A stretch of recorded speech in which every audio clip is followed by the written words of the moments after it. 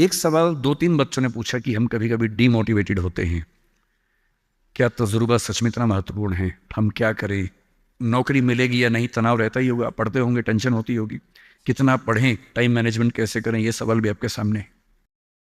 मैं आपसे, देखिए मेरा काम चीज़ों को आसान करना है। मैं दिल्ली में पढ़ाता हूँ आईएएस के बच्चों को, तो मैं उनको भी ये कहता हूँ कि चीज़ें मुश्किल तो कोई भी कर सकता है, चीज़ें आसान करना मुश्किल है, और हमें तो चीज़ें आसान करनी है। इस दुनिया में कोई भी ऐसा एग्जाम नहीं है जिसके लिए आपको 24 घंटे पढ़ने की जरूरत है। अगर आप दिन में 8-10, एक लेवल के बाद 12 घंटे पढ़ते हैं तो ये बहुत है। इसलिए मैं आपसे कह रहा हूँ शुरुआत के लिए 8 घंटे की पढ़ाई, 8 घंटे की नींद और 8 घंटे बाकी सब चीज़ें, खेलना कूदना, वो बहुत ज़रूरी है। यहीं से बात आती है मोटिवेशन की। एक ये है कि हमारा मोटिवेशन हमेशा कैसे रहे, और एक ये कि कभी कभी स्ट्रेस ज़्यादा हो जाता है, उस समय हम कैसे मैनेज करें। आपकी उम्र में स्ट्रेस ज़्यादा होने की वजह यह भी है कि आपके हार्मोन्स इस उम्र में ज़्यादा, उनमें वाइब्रेशंस होते हैं, तो मूड स्विंग ज़्यादा होते हैं। जैसे जैसे आप मैच्योर होते जाएंगे उम्र के साथ, आपके मूड स्विंग्स कम हो जाएंगे। जैसे आपके पेरेंट्स हैं, आप देखेंगे, स्पेशली फादर को आप देखेंगे, आपके फादर आमतौर पर इमोशनल बातों से बहुत प्रभावित नहीं होते होंगे। जैसे आप कहेंगे, पापा आज मेरी फ्रेंड ने मुझे छोड़ दिया, पापा कहेंगे कोई बात नहीं। आपके अंदर से आंसू छूट रहे हैं, आपका मन कर रहा है मैं क्या कर लूं, आग लगा दूं, जंगल में जाके क्या कर दूं, इमोशंस ऐसे उछल रहे हैं आपके। पापा क्या बोल रहे हैं, कोई बात नहीं, कोई और मिल जाएगा उससे बेहतर, ठीक है। ऐसा नहीं कि बहुत अभ्यास किया उन्होंने, उम्र बढ़ने के साथ साथ हमारे हार्मोन्स का बैलेंस चेंज होता है और आप बहुत मैच्योर हो जाते हैं। मैच्योर होने का सबसे बेसिक मतलब है कि आप किसी इमोशन में बह नहीं जाते, आप खुद के ऊपर कंट्रोल बेहतर रख पाते हैं, तो उम्र के साथ होगा। लेकिन अभी जैसे डिमोटिवेशन आपको होता होगा, करियर को लेकर सवाल मन में आता होगा कि आईएएस बनूं तो कैसे बनूं, कितना पढ़ूं, कितना ना पढ़ूं, ये सब सवाल आते होंगे। तो मैं आपसे 2-3 बातें कहना चाह रहा हूं। मैं तो आईएएस के लिए पढ़ाता हूं, अगर आप आईएएस की तैयारी करेंगे तो इनडायरेक्टली कहीं ना कहीं मुझे उससे फायदा ही होगा। पर ईमानदारी की बात यह है कि वो अकेला रास्ता नहीं है। एक बात को ठीक से, आईएएस बनने का मजा क्या है कि आपका सोचने का तरीका बहुत साइंटिफिक हो जाता है। आप फैक्ट्स पे बात करते हैं, तथ्यों पे बात करते हैं, आर्गुमेंट्स पे बात करते हैं, इमोशन से बात नहीं करते हैं, समझदारी से बात करते हैं। हमारे देश में जो आबादी है, वो आबादी, अब सेंसस जब भी होगा पता लगेगा, पर हम मान के चलते हैं कि वो आबादी लगभग 145 करोड़ के आसपास इस समय हो चुकी है। पूरे इंडिया की बात अगर हम करें, 145 करोड़ में से अगर मैं कहूं कि जो लोग 21 साल या 18 साल से मान लीजिए 30 की उम्र के बीच में है, इन 12 साल में है, मेरे ख्याल से ये आबादी भी कम से कम 12-15-20 करोड़ के आसपास तो होगी ही होगी। अगर ये 20 करोड़ लोग सोचे कि मैं आईएएस बनना है, इनमें आधे भी सोच लें, 10 करोड़ सोच लें, आपको ये समझना है कि आईएएस पूरे भारत में कुल मिला के 6,000 होते हैं, जिनमें से भी 5,000 लोग हैं। आईपीएस भी इतने ही होते हैं, 5-6 हजार के बीच में होते हैं। अगर 10 करोड़ लोग सपना देखेंगे उन नौकरियों का, अगर मैं सारी सिविल सर्विसेज मिला लूं, सेंटर की, स्टेट की, सब मिला लूं, तो सेंटर स्टेट की, सेंटर की कुल 20 सर्विसेज मान लीजिए, सबका काटा अगर हम 5,000 भी एवरेज रखें तो 1 लाख लोग होंगे। आपके स्टेट का मान, स्टेट में मान लेता हूं कि 2-3 हजार लोग होंगे जो सरकारी नौकरी में ठीक पद पे होंगे, उससे ज्यादा का तो काटा नहीं होना चाहिए, क्योंकि स्टेट बहुत छोटा आपका है, आबादी बहुत कम है। तो जो नौकरियां कुल मिला के 10-12 हजार हैं, अगर देश का हर युवा सोचे कि मुझे उसी में आना है, तो इसका मतलब है कि हम एक ऐसे रास्ते पे जा रहे हैं जिसमें डिप्रेशन होने की संभावना बहुत ज्यादा है, एंग्जाइटी होने की संभावना बहुत ज्यादा है, बहुत लोगों को हारना भी पड़ेगा, बहुत लोगों को हासिल नहीं हो पाएगा वो सब। तो मैं जो आपसे कहना चाह रहा हूं, सरकारी नौकरी ठीक है, कोशिश करने में बुराई नहीं है, सरकारी नौकरी में कुछ चीजें अच्छी होती हैं, पर अपने मन से ये बात निकाल दीजिए कि मुझे केवल और केवल सरकारी नौकरी में ही जाना है। दुनिया में तमाम रास्ते हैं, और मैं कुछ रास्ते आपको हिंट करता हूं इस चीज का। जैसे मैं खुद एक एग्जाम्पल हूं, मैं सरकारी नौकरी में रहा, मैं दिल्ली यूनिवर्सिटी में लेक्चरर था, पहले असिस्टेंट प्रोफेसर था, 2 कॉलेजेस में पढ़ाया मैंने वहां। फिर आईएएस का एग्जाम दिया, सिलेक्ट हो गया, उसमें 6-7 महीने वहां नौकरी की, फिर वो भी छोड़ा। अब मैं अपना काम करता हूं, सेल्फ एम्प्लॉयड हूं। और मैं ईमानदारी से आपसे कह रहा हूं, आप जब भी कोई फैसला करेंगे अपने बारे में, कभी ना कभी आपको फील होगा, बेशक 1 सेकंड के लिए, कि आपने गलत किया। कोई भी फैसला हो, आप स्पाउस सिलेक्शन करेंगे अपने लिए, कितना भी सोच के कर लें, जीवन में कभी ना कभी लगेगा गलती हुई। अक्सर लगेगा ठीक किया, कभी कभी लगेगा गलत किया। और ऐसा नहीं कि आपने एक्स के बदले वाई किया होता तो नहीं लगता, तो भी लगता। दिक्कत ये नहीं है कि मैं एक्स को चुनूं या वाई को चुनूं, आप जिसको भी चुनेंगे पूरा पैकेज साथ में आता है, अच्छी चीजें भी खराब चीजें भी। जो अच्छा आएगा उस पर आपका ध्यान नहीं जाएगा क्योंकि वो तो फॉर ग्रांटेड है। जो मिल जाता है वो मिट्टी हो जाता है, कोई वैल्यू नहीं करता उसको। जो मिस हो जाता है वो छुपता है। और जो चीज दूसरे ऑप्शन में अच्छी थी इसमें नहीं है, आप बार बार वो देखते, अरे यार अरे यार वो ठीक था, अरे यार वो ठीक था। जबकि वहां 12 प्रॉब्लम्स थी, यहां 2 प्रॉब्लम है। पर हमारी ह्यूमन कॉन्शियसनेस ऐसी है कि जो छूट गया उस पर नजर ज्यादा जाती है, जो मिल गया मिट्टी हो जाता है। एक बड़ा प्रसिद्ध शेर मैं कई बार कोट करता हूं, मतलब दुनिया जिसे कहते हैं जादू का खिलौना है, मिल गया वो मिट्टी है, नहीं मिला वो सोना है। जो नहीं मिलता है ना वो बड़ा परेशान करता है। ये नौकरी के मामले में भी है। पर मैं ईमानदारी से कह रहा हूं कि मुझे आज तक जिस एक फैसले पर एक सेकंड के लिए भी नहीं लगा कि मैंने गलत किया, तो नौकरी छोड़ने का फैसला है। मुझे आज तक नहीं लगा कि मैंने गलती की, क्योंकि मुझे लगता मैंने एकदम ठीक किया। मैंने अपने स्वधर्म, अपनी नेचर के अनुसार सही किया। इस बच्चे ने बड़ा खूबसूरत सवाल पूछा कि आप आईएएस एलाइड की नौकरी छोड़ के टीचिंग में क्यों आ गए। मैं इस सवाल में दूसरा सवाल जोड़ देता हूं। हमारे सामने प्रेम सिंह जी बैठे, मुख्यमंत्री जी बैठे, वो टीचिंग की नौकरी छोड़ के पॉलिटिक्स में क्यों आ गए। 2 एग्जाम्पल्स हैं आपके सामने। इन दोनों में एक तारतम्य है, एक रिदम है, एक लय है दोनों में। वो टीचर बने, उनको फील हुआ कि उनका स्वधर्म टीचिंग से ज्यादा कुछ और है। मैं आईएएस एलाइड में आया, मुझे लगा कि मेरा स्वधर्म इससे ज्यादा टीचिंग में है। स्वधर्म क्या होता है? आपने गीता पुस्तक का जिक्र सुना होगा, उसमें श्री कृष्ण ने स्वधर्म का जिक्र किया है। यहां बहुत सारे बच्चे बौद्ध समाज से होंगे, महात्मा बुद्ध ने भी इस बात पर खूब जोर दिया है। सारे धर्मों, सारे दर्शनों का जो सार है वो ये है, हर व्यक्ति हर काम के लिए फिट नहीं होता है। 2 चीजों पे गौर करना है। पहला, मैं क्या अच्छा कर सकता हूं, मैं कैपेबल किस चीज के लिए हूं। दूसरा, मुझे क्या करने में मजा आता है। और जहां इन दोनों का इक्विलिब्रियम हो, जहां ये दोनों बातें मिल जाएं, वो आपका स्वधर्म है। यानी जैसे मैं सिंगर बनना चाहता था, पर मैं इतना गंदा गाता हूं कि मैं जब घर में गाता था मेरे पेरेंट्स बोलते तो मैं भारतीय सेना में चले जाना चाहिए, बिना बंदूक के विदेशी की तरह देख के गा देना, बस वैसे ही मर जाएंगे सारे के सारे। सही बात है भाई, ये भी ठीक बात है। तो मेरा मन था कि मैं सिंगर बनूं, पर गला कौवे जैसा भगवान ने दिया, कोयल जैसा नहीं दिया, तो मैं सिंगर नहीं बनूंगा। मेरे मन से क्या होता है, अच्छा लगने से क्या होता है भाई, सुने भी तो कोई मेरी बात को, मेरे गाने को सुने भी तो सही कोई। तो मेरा मन क्या करता है काफी नहीं है। 2 चीजें हैं, मैं क्या कर सकता हूं। मैं बचपन से स्कूल में डिबेटिंग करता था, मेरे पेरेंट्स ने मुझे बड़ा सपोर्ट किया, और बचपन से ही मेरे पेरेंट्स ने, टीचर्स ने कहा कि तुम कुछ ऐसा करना कि मंच पर रह सको, पॉलिटिक्स में जाओ, एमपी बनो। तब मेरा मन भी पॉलिटिक्स में आने का था, स्कूल लाइफ में बहुत ज्यादा मन था उस समय, बाद में नहीं रहा।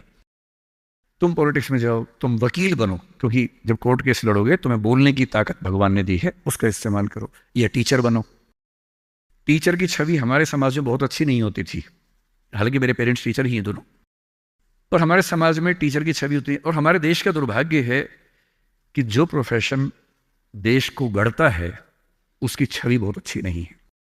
टीचर बनना बहुत लोगों का सपना नहीं है, मेरा तो है।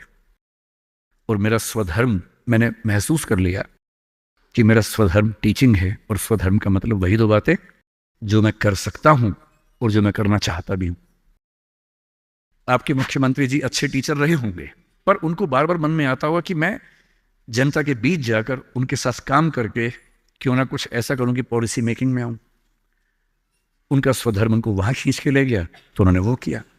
और इस दुनिया में जो भी सफल इंसान आपको देखे, कोई भी सफल व्यक्ति देखे, किसी भी फील्ड का हो, आप हमेशा देखेंगे वो वही व्यक्ति है जो अपने स्वधर्म पे चल रहा है, जिसने वही रास्ता चुना जो उसकी क्षमताओं यानी कि कैपेबिलिटीज और उसके इंटरेस्ट यानी कि उसकी इच्छाओं से मैच करता था। तो आप सबसे मैं कह रहा हूं कि आईएएस या पीसीएस या सरकारी नौकरी की अंधी दौड़ में मत दौड़िए। मैंने बहुत सरकारी नौकरी वालों को देखा है दुखी रहते हुए। सरकारी नौकरी में है, अच्छा वेतन है, तब भी दुखी है, क्योंकि वो नहीं कर पा रहे जो दरअसल करना चाहते थे। सरकारी नौकरी में क्या होता है, सुरक्षा मिलती है, सेफ्टी होती है, सिक्योरिटी होती है, सम्मान मिलता है, समाज के लोग पूछते हैं आपको कि आप सरकारी नौकरी में हैं। गस्टेड ऑफिसर होंगे तो स्टैंप लगा के साइन करने की ताकत आ जाती है। आप जज हैं तो आपकी बात में वजन होता है। आप आईएएस आईपीएस है तो आप पूरा राज्य या देश चला रहे हैं। तो ताकत तो है, अच्छा है, सुरक्षा बहुत ज्यादा है। सबसे पहले ध्यान से सोचिए कि आप अपने जीवन से चाहते क्या है।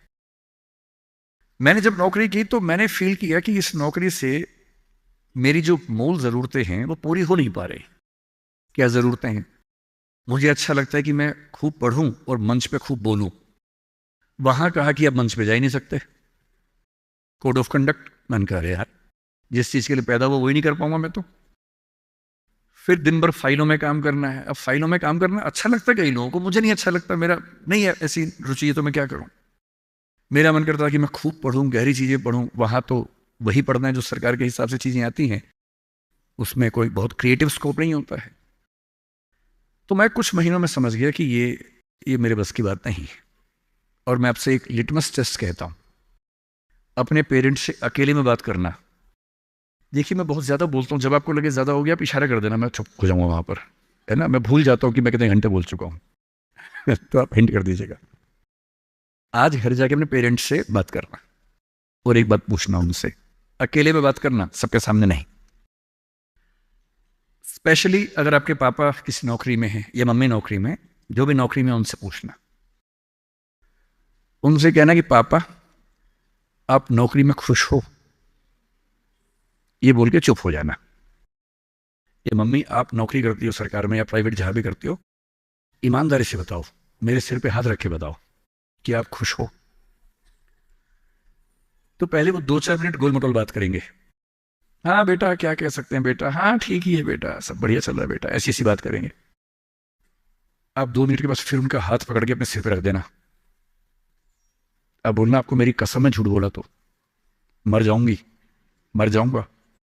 झूठ मत बोलना, सच्ची बताओ आप खुश हो। 2-4-5 मिनट के बाद उनके आंसू निकल जाएंगे या आवाज भरला जाएगी उनकी। और मैं गारंटी दे रहा हूं, आप 10 में से 9 पेरेंट्स कहेंगे बेटा खुश तो नहीं है पर क्या करे, क्या करे। तुम्हारा करियर बनाना है, तुम्हारी जिंदगी ठीक रहे, नौकरी छोड़ भी तो नहीं सकते।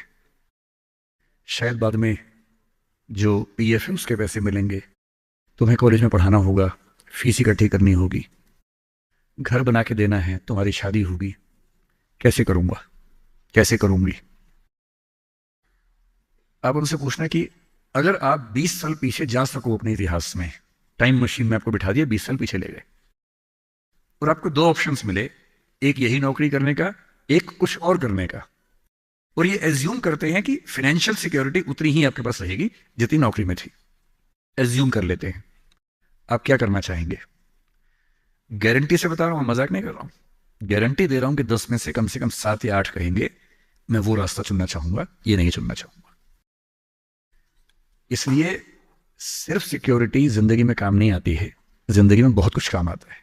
और आपकी जनरेशन के सामने इतनी अपॉर्चुनिटीज हैं। हमारे सामने तो क्या था, हमने जब कॉलेज पास किया तो लोगों से पूछा आप क्या करें, तो लोगों ने कहा 2-3 रास्ते हैं, एक रास्ता आईएएस बन जाओ, एक है टीचर बन जाओ, एक वकील या जज वाला रास्ता है।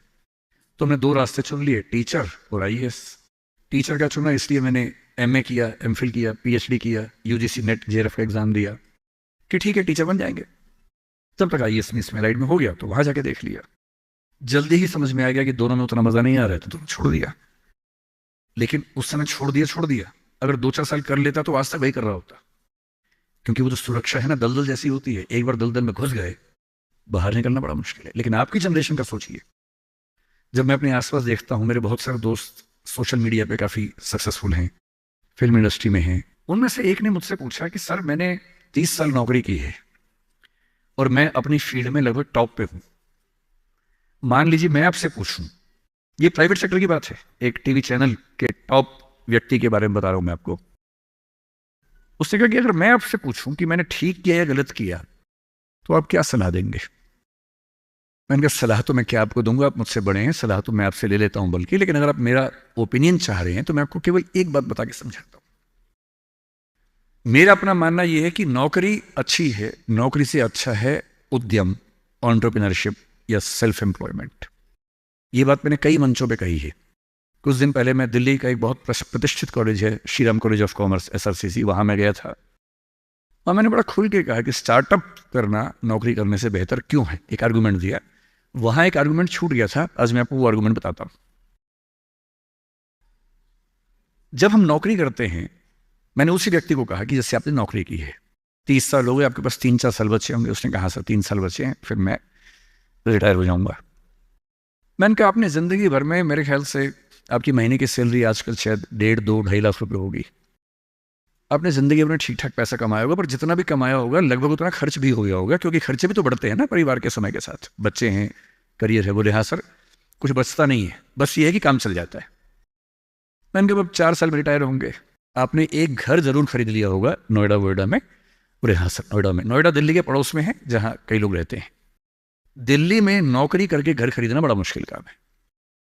तो दिल्ली में जो लोग नौकरी करते हैं, दिल्ली के आसपास घर खरीदते हैं। नोएडा एक जगह है, इंदिरापुरम एक जगह है, गुड़गांव एक जगह है, वहाँ आमतौर पर घर खरीदते हैं जो दिल्ली से सस्ता मिल जाता है और अच्छा घर मिल जाता है।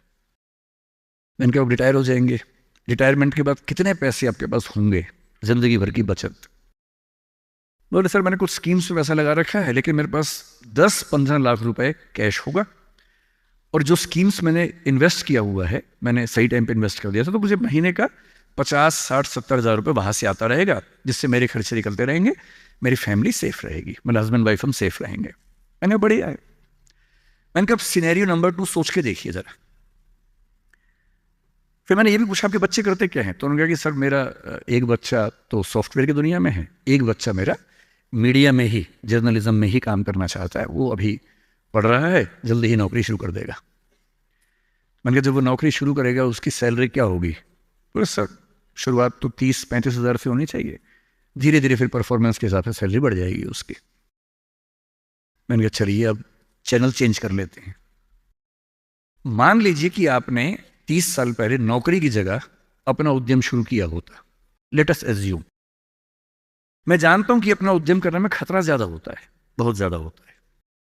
1000 में एक उद्यम बेहद सफल होता है, जिसको आप देखते हैं अखबारों में, स्टार्टअप, और वो क्या बोलते हैं, यूनिकॉर्न। यूनिकॉर्न का मतलब एक सींग वाला घोड़ा, ऐसा घोड़ा जिसका एक सींग हो। एक माइथोलॉजी है यूरोप की, उसमें यूनिकॉर्न का जिक्र आता है। वो तो 1000 में एक होता है यूनिकॉर्न। बाकी लेकिन ये है कि आप रीजनेबल सक्सेस तो आप ला सकते हैं थोड़ी सी मेहनत करके। धीरे धीरे लोग आपको जानने लगते हैं, एक ब्रांडिंग बनने लगती है, और 3 साल का मानते हैं कि ब्रेक इवन का एक जस्टिफिकेशन पीरियड है कि 3 साल अगर आपने ठीक से काम कर लिया। एक ही फॉर्मूला आप भी समझ लें, दुनिया में कोई भी काम हो, कितना भी मुश्किल हो, अगर आपने 3 साल उस पर ठीक से खर्च कर दिए तो मान के चलिए कि उसमें आपको सक्सेस मिलनी तय हो जाएगी। 3 साल का गोल्डन रूल है। तो मैंने उस व्यक्ति से कहा कि अगर आपने 3 साल स्ट्रगल कर ली होती, अपना काम शुरू किया होता, लेट अस एज्यूम, और सफल हो जाते, और मान लीजिए सफल ना होते तो नौकरी कर लेते, ऐसा भी क्या है, 30 साल नहीं 27 साल नौकरी कर लेते, कौन सी ऐसी खास बात है? और यदि आज आपका एक एम्पायर खड़ा हो जाता, अभी आप नौकरी करते हैं, उस समय शायद आप 500 लोगों को, 100 लोगों को, 1000 लोगों को नौकरी दे रहे होते।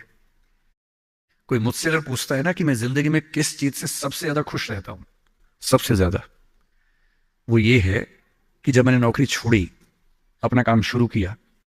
शुरू में हमारे यहाँ 3 लोग काम करते थे, आज हमारे दृष्टि ग्रुप में 1800 लोग काम करते हैं, 1800। और मुझे सबसे बड़ा सुकून इस बात का है कि 1800 परिवार चल रहे हैं मेरे उस एक फैसले से। और यदि आप उद्यम करते हैं, उनसे मैंने कहा, और एज्यूम करते हैं कि 30 साल की मेहनत के बाद आपका उद्यम जो है आपकी अभी की सैलरी से शायद 50 गुना ज्यादा कमा रहा होता, उस कंपनी की वैल्यू आपकी सैलरी से शायद 1000 गुना ज्यादा होती, जैसा वैल्यूएशन होता है, और आपका बच्चा अपना काम शुरू करना चाहता। आज आप 2.5 लाख रुपए कमाते हैं, आपका बच्चा 30,000 से शुरू करेगा, पूरी स्ट्रगल वैसी की वैसी करेगा। अगर आप उद्यमी होते, आपका बच्चा वहां से शुरू करता जहां आपने छोड़ा है, और पूरी एक पीढ़ी की मेहनत आपको एक्स्ट्रा मिलती जो अब नहीं मिलेगी। इसलिए नौकरी अच्छी है, पर नौकरी इतनी अच्छी भी नहीं है कि उसके लिए पागल हो जाना है। करेज क्यों नहीं आ सकता हमारे अंदर, साहस क्यों नहीं आ सकता है? कम से कम एक चांस लेने के लिए, खतरा उठाने के लिए, ट्राई करने के लिए क्यों नहीं कोशिश करनी चाहिए? और इसलिए मैं आप सबसे जो कहना चाह रहा हूं वो ये अपने स्वधर्म को ठीक से पहचानिए। आप जीवन से क्या चाहते हैं ठीक से पहचानिए। अगर आप चाहते हैं पैसा कमाना, तो सबसे अच्छा है अपना उद्यम, अपना स्टार्टअप, अपना बिजनेस, अपना काम, सेल्फ एम्प्लॉयमेंट। अगर आप चाहते हैं पावर, कि मैं कुछ करूं तो दुनिया को दिखे, तो सिविल सर्वेंट बनिए, जज बनिए, पॉलिटिक्स में आइए। पॉलिटिक्स एक ऐसी चीज है जहां आप समाज को सबसे ज्यादा बदल सकते हैं, सबसे ताकत के साथ बदल सकते हैं। यदि आपको चाहिए जीवन में शांति, सुकून, तो फिर एक ऐसी नौकरी या एक ऐसा उद्यम जैसे खेती का काम। आप तो सिक्किम में रहते हैं, मैं कल आते हुए रास्ते में सोच रहा था कि सिक्किम के युवा अगर अपना स्टार्टअप शुरू करें ऑर्गेनिक फार्मिंग का ही, आपको अंदाजा नहीं है दिल्ली में क्या हाल है। दिल्ली में किसी शॉप के ऊपर लिख दीजिए ऑर्गेनिक फार्मिंग के प्रोडक्ट्स मिलते हैं, वहां लाइन लग जाती है, लोग पागल हो जाते हैं। वो केमिकल पेस्टिसाइड्स और केमिकल फर्टिलाइजर्स खा खा के इतने पगला चुके हैं हम लोग, जिस शॉप पे लिखा हो ऑर्गेनिक प्रोडक्ट्स, मतलब अजीब हाल हो जाता है। सिक्किम के युवा, जब आपका स्टेट दुनिया का पहला स्टेट ऐसा है जहां ऑर्गेनिक फूड मिलता है सिर्फ, आपके पास तो दी हुई ब्रांडिंग है पहले से। उस ब्रांडिंग का इस्तेमाल करके अगर आप दिल्ली में, और दिल्ली ही क्यों, दुनिया भर में, आजकल तो एक एप्लीकेशन बनानी है, ऑनलाइन ऐप बनानी है, दुनिया भर में प्रोडक्ट सेल करना है। और अगर आप ऐसा कोई प्रोडक्ट लाएं और सिक्किम में 10-20 यूनिकॉर्न खड़े हो जाएं, यूनिकॉर्न का मतलब है एक ऐसी कंपनी जिसकी वैल्यू $1 बिलियन की है। $1 बिलियन का मतलब आज के जमाने में होता है लगभग 10,000 करोड़ रुपए या 9,000 करोड़ रुपए। वैल्यू, इनकम नहीं, वैल्यू, कंपनी की वैल्यू इतनी है। और ये आजकल बहुत मुश्किल नहीं होता है, बस 2-3 साल की गंभीर स्ट्रगल। फिर कल मैं एक बात और सोच रहा था, जब मैं बागडोगरा से यहां आया, मैंने कल महसूस किया कि जो north eastern part of country है, जिसमें सिक्किम भी है, बाकी राज्य भी हैं, हम तो दिल्ली में रहते हैं। मुझे दिल्ली से कहाँ जाना होता है, मैं बॉम्बे अक्सर जाता हूँ, इलाहाबाद जाता हूँ, लखनऊ जाता हूँ, जयपुर जाता हूँ। जहाँ भी जाना होता है, अगर मैं सड़क से जाऊँ तो कुछ घंटे, बॉम्बे तो अब 12 घंटे का हो जाएगा, पहले 24 घंटे का था। और फ्लाइट हर जगह की है, फ्लाइट में बैठे 2 घंटे बॉम्बे, 1 घंटा इलाहाबाद, आधा घंटा लखनऊ, आधा घंटा जयपुर, बात खत्म, पहुंच गए। अब मैं सिक्किम आना चाह रहा हूं, कल को शायद मैं अरुणाचल जाना चाहूं, नागालैंड जाना चाहूं, मैं बहुत आसानी से पहुंच नहीं पा रहा हूं। यह दिक्कत तो सब लोगों के साथ है। आपका दिल्ली के साथ, देश के बाकी हिस्सों के साथ कांटेक्ट इतना कमजोर है, चिंता की बात है। पर यह चिंता केवल सरकार के लिए क्यों है, एक रास्ता भी तो है। कल मैंने रास्ते में एक चीज सोची, आपसे शेयर करता हूं, शायद आप में से कोई इस रास्ते पर चलना चाहे। हवाई जहाज तो उसके लिए बहुत बड़ी पट्टी चाहिए होती है। मुझे पता है कि यहां पड़ोस में एक हमने एयरपोर्ट बनाया है जो मौसम की वजह से कम चल पाता है। हेलीकॉप्टर एक बहुत बड़ा स्ट्रक्चर होता है जिसको मैनेज करना आसान नहीं होता है। अगर आप टेक्नोलॉजी को ठीक से समझते हो तो अभी दुनिया के कुछ देशों में एक्सपेरिमेंट्स हुए हैं, एक्सपेरिमेंट सक्सेसफुल हो चुके हैं। आप यूट्यूब पर सर्च कीजिए, मिल जाएंगे आपको। क्या एक्सपेरिमेंट है? एयर टैक्सी का, हवाई टैक्सी। कई कंपनियों ने अलग अलग तकनीक से यह प्रयोग करके देख लिया है। उबर इस पे कुछ एक्सपेरिमेंट्स कर रहा है। हमारे प्रधानमंत्री श्री नरेंद्र मोदी की बात भी उबर कंपनी के मालिक से 3-4 साल पहले हुई कि उबर टैक्सी हम चलाएंगे, एयर टैक्सी चलाएंगे दिल्ली में जल्दी ही। दिल्ली से गुड़गांव जाने में 1 घंटा लगता है, एयर टैक्सी 8 मिनट लेगी मैक्सिमम। टैक्सी कैसे काम करेगी? आपने ड्रोन देखे हुए हैं, हेलीकॉप्टर भी तो इतना का ड्रोन ही होता है। एक कार जैसा इंस्ट्रूमेंट है जिसपे 4 पंखे लगे हैं, वो ड्रोन बन के उड़ता है और एक जगह से दूसरी जगह ले जाता है। बैटरी ड्रिवन चीजें भी आने शुरू होने वाली हैं जो कि बहुत कॉस्टली नहीं पड़ती हैं ऑपरेट करने में। मैं कल ही सोच रहा था कि नॉर्थ ईस्ट में अगर कुछ ऐसे युवा हो, कुछ सिक्किम में हो, कुछ अरुणाचल में हो, नागालैंड में हो, त्रिपुरा, मिजोरम, मेघालय में हो, और मिलके कुछ ऐसी कंपनियां बनाएं सरकार की पॉलिसी से बात करके, और मेरे ख्याल से सभी राज्यों के मुख्यमंत्री दिल्ली में बात करेंगे। सिविल एविएशन मिनिस्ट्री से, होम मिनिस्ट्री से परमिशन जो रिक्वायर्ड है वो लेने के बाद उबर जैसी कंपनियों से टाई अप करके जैसे भी करना चाहें, अगर हमारे पास एयर टैक्सी का एक अच्छा मॉडल बन जाए। कल जब मैं तीस्ता के पास से निकला, मैंने अपने ड्राइवर साहब से पूछा, क्योंकि पुल 1-2 टूट गया बता रहे थे, बहुत मिट्टी मलबा जमा था। मैंने उनसे पूछा कि जैसे नदी के सामने जो गांव है, अगर मुझे यहां से वहां जाना हो, पुल तो टूट गया, कैसे जाएंगे? उन्होंने बताया कि यहां से वहां जाने के लिए 50 किलोमीटर पीछे जाके एक पुल पार करके आना पड़ेगा, क्योंकि अभी पुल टूट गया है। और मैं सोच रहा हूं कि मान लीजिए इस नदी के इधर और उधर दो दोस्त रहते हों, या किसी बच्चे का घर इधर है, स्कूल उधर है, अब वो कैसे जाएगा? और ऐसा क्यों ना हो कि इस राज्य की भौगोलिक स्थितियों को देखते हुए हमारे पास एयर टैक्सी के छोटे छोटे मॉडल्स बहुत जगहों पर हों, जो बहुत कम फीस पर वो सारा डिस्टेंस ट्रेवल करने में हेल्प करते हों, और ये उद्यम बाकी राज्यों के लोग यहाँ के करें। क्या इससे बेहतर नहीं है कि सिक्किम के बच्चे ये उद्यम करें और सिक्किम के टूरिज्म के डेवलपमेंट में सिक्किम को फायदा हो? ये तो होना ही चाहिए। इसलिए मेरा आप सबसे रिक्वेस्ट ये है, आपको सिविल सर्विस की तैयारी करनी मैं बता ही दूंगा, वो तो मेरा काम है ही, मैं रोज वही बताता हूं। तो मैंने अभी तक आपके दो सवालों को एड्रेस किया, एक अंतिम सवाल टीचर्स वाला और एक थोड़ा सा मोटिवेशन लेके बात समाप्त करूंगा, क्योंकि मुझे अंदाजा है कि काफी ज्यादा हो गया होगा, टाइम कितना हुआ मुझे पता नहीं, पर जो भी हो गया।